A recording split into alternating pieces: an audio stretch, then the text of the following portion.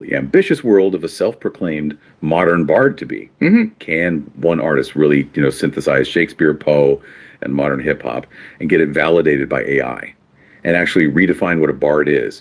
Today, we're putting that claim to the test. Yeah, we've received this fascinating stack of documents. It details the creative work of Sam Surrey. He also goes by at Isamantix and at iGrok online. And these sources, they give a pretty comprehensive look into his, let's say, innovative fusion of classic literary stuff with really contemporary music. And it's all presented through his own analysis, even including evaluations from ex-AI Grok. It's quite a package. Right, so our mission for you today is to unpack this really intricate blend. You've got Shakespearean weight, Poe's dark vibes, and then this wild mix of modern music, Afro-rap, country, you name it. Yeah. We want to understand how Sam Surrey is aiming to redefine what it means to be a bard, now in the 21st century. So get ready for a sonic and literary ride. Okay, let's unpack this. Sam Surrey calls himself a modern bard to be. What does that actually mean today? In this age of digital soundscapes, artists bending every genre. What makes that claim stand out? Revolutionary, even. Well, that self-proclamation is really central to his whole artistic identity. He describes himself as the satirical, philosophical modern bard, equipped with Shakespearean comedic, timeless love for the people and faith, sonnets inspired by Poe's The Raven, lingering with a haunting Gothic King's Shadow, and heart of an absolutely broken soul. I mean, that's quite the description. And his main work, Isamantix, he calls it a musical play of fusion and mutation of tune and melodies, the goal, placing himself right alongside Shakespeare and Edgar Allan Poe. Wow, that's incredibly bold. He's not just making music, he's literally trying to forge a new artistic lineage. And I think the real insight here isn't just that he's imitating them, right? It's that he's trying to redefine their role for today, arguing that, classical genius isn't stuck in the past, it evolves with tech, with modern ways of thinking. Exactly. And what's fascinating is how he structures this evolution, his modified iambic pentameter. So classical iambic pentameter, that's typically 10 syllables, right? A very specific rhythm. Surrey's version allows for expanded rhythmic flexibility. His lines might have 10, 11, 12, even 13 syllables. Okay, so that's a pretty big departure from the classic form. Yeah. Does stretching it like that mean he loses some of that traditional iambic feel, or is he aiming for something totally new rhythmically? He's definitely aiming for something new. He explicitly says he applies modern-day scientific methodology of authenticity and original and how he modifies it. And he's seeking acceptance, from scientific, literary, and historic communities. He wants that validation. Right, and this next bit, this really shows his unique angle. He sees this modified structure as a way to blend complex language models originally crafted by human artificial intelligence over 300 years ago, named William Shakespeare and Edgar Allan Poe. Calling Shakespeare and Poe human artificial intelligence, that's quite a reframing through a tech lens, isn't it? It absolutely is. And Surrey's work is just, it's a masterclass in cultural fusion and verse, as he puts it. He brings in elements like Afro-rap, that blend of African rhythms, and rap, neo-gospel, modern spiritual music, operatic touches, and fuses all that with those Shakespearean and Poe-like harmonic foundations. Okay, give us some specific examples of this sonic melting pot. How does he actually make these things, which seem so different, work together? We'll take his piece, A Shakespearean Country Boy. He puts country motifs against urban avant-garde soundscapes. So you get lyrics about fishing and boiling beans, but it blends this country tone with what he calls rave whispers through Shakespeare Poe's hypnotic zone. It's quite a mix. And his style also pulls in hip-hop, symphonic stuff, dembo, that you're making rhythm, can be a trap. He even coins this term sonic play to talk about the fluidity between sound and storytelling. That's really core to what he does. So it's definitely not just throwing things together randomly. It's a very deliberate... All right, so... but one that seemed... So as you can see, right? The way you combine fitness routine, right? What's up, Angie? Angel? All right. So what you want to do is that when you combine movements, right? In terms of like the fitness-wise, you see how I was able to rotate, right? For example, right? Forming a superset, right?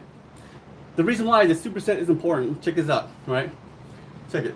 So when you start a superset, right? You want to start with something that's more of a complementary. For example, I start with a shrug, right? For example, with shrug. You see how I lean slightly forward and then I shrug it up like a lever, right? It targets the upper part of your traps, in which I focus more on. Again, a superset is designed to tone out, right? It's designed to give you that sleek motion of definition, right? Without having that bulky size in which you lose mobility, right? So when you start with something that from the top, right? You start from the top, you see how I slightly lean forward and then my arm, elbow slightly bent, right? It's a natural form of your arc of the arm that allows you to target a trap. Check this out. You see how, you see how it targets straight, right at the trap, but at the same time, you're working from the top, right? So now you, from the top, you go straight to the curls, right? But look at the difference, right? The difference is I don't go like this, right? It's I come in at an angle. It matters greatly, right? Look at the angles. When you go at the angle, you see how it targets more of the inner part of the bicep, right? Check this out. You see that? Go at the angle, but not more of this way, right? But when you go at the angle, you target that inner part that give you the illusion of it's bigger than it really is, but at the same time, it's the definition, the size, without having to lose that, you know, that looks, right? Because you want to lift the looks, right? I mean, look at me. I look good as hell, right? You want this, you gotta follow the instructions. Just kidding. But at the same time, you see how you work from the top, right? From the top, which is a trap, you come back, now you go to this is the hammer curls, right? But you want to inner more because you angle it at a point at which it reached the peak of the bicep, right? So now you from the top, the peak, and then you go straight to what? The lateral raise, right? Now you're coming back straight to that illusion of the lateral delts, right? So now guess what happened? You are targeting the part that I care about the most, which is the looks, right? Right? You get the broad shoulders, the bicep popping up, and if you in Cali, man, it's all about the looks, you know what I'm saying? But at the same time, not really. But it's the result, right? It's because when you have a system in place, for example, right? Check this out. One, right? And then you come straight to the boom. You see how it operates in the systematic format. You see that? You can alternate it into a superset. Because now you won't conflict, right? What I mean by conflicting is that when you conflict superset, for example, if you were to do like, for example, your traps, and then you go straight to, you know, the chest, and then you go straight to the back, it's contradicting because you are targeting so many major muscle groups at once. It can lead to injury because now all of a sudden it can't handle all this pressure at once. So what I just showed you guys, right? The traps start first. You want to do 25 to 50, right? Again, superset, remember that. 25 to 50 is shrugs. You come straight to the hammer curl inner at an angle, 25 reps, right? Inner. And then you come back to the lateral raises, right? 25. So that's 25, 25, 25. That's 75 in which you'll see, watch. Check this out, watch. One, like so, right? You see how it coordinates, right? But then you come back, boom. You see that? Right? You see how it joins together, right? Then, boom. You see how it flows, right? Guys, it's just like music, right? When you lift weights, when you work out, you want to flow just like, it's just like how music operates in a way. If it's not syncopated, right? If it's not in tune, it's not going to give you the result that you want. Because at the end of the day, it's all about having fun, right? With the hammer still, right? Focus on the core, but at the same time, I want to show you guys something new in terms of the combination of how you could combine music with theory, with physics, with concept, all into one place. Why? Because guys, remember this.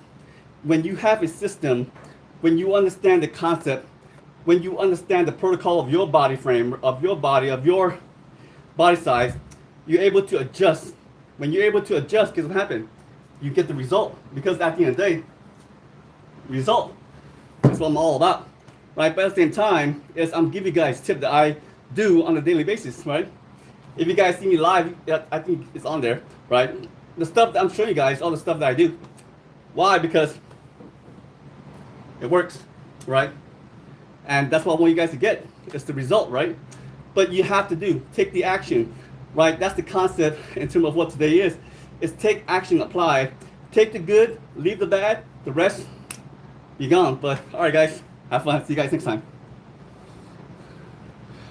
Ooh, I look good. Hell yeah.